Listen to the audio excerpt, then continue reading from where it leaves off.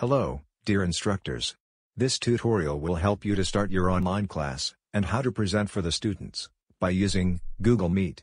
First, log into your Google account, by using whiteboard@flyingacademy.com, as a username. And type the password as it is in the tutorial. After login, click on the menu on the top, and choose Calendar. You will be able to see the whole schedule, and the time of the class. As well as, by left click you can see details regarding the subject, and the instructor name.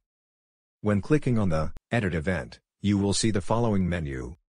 Note, in the text part, you can use the attachment sign, to add some links and supporting files that the student can download it later. By clicking on Join Hangouts Meet, you will be directed to the following page. Click on Join Meeting, to start the meeting. When you have everything set up, for example, materials, microphone, etc., you can start sharing your screen by clicking on Present Now, then choose your entire screen. Another window will open. Choose the screen, and click on Share.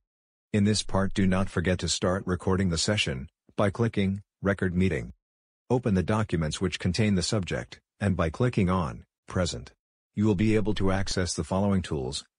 This tool called Question and Answer. Here you will be able to see the questions from the students and answer them. Click on it, a small window will open, then click Start. It is important to change the option to Anyone, so every student can write their questions. You will see a link on the top of the slide. When you click on the link you will be directed to the page where the questions are located, and you can start answering. Note that you have to copy this link and send it to the students using the chat on Google Meet, so they can ask their questions.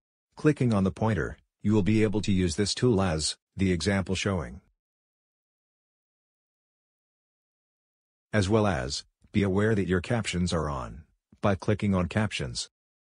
By going back to Google Meet, and you can mute their microphones, in case they forgot to mute the microphone before joining the meeting. Click on the person name, you will see a small arrow. By click on it you will have the option for muting the sound.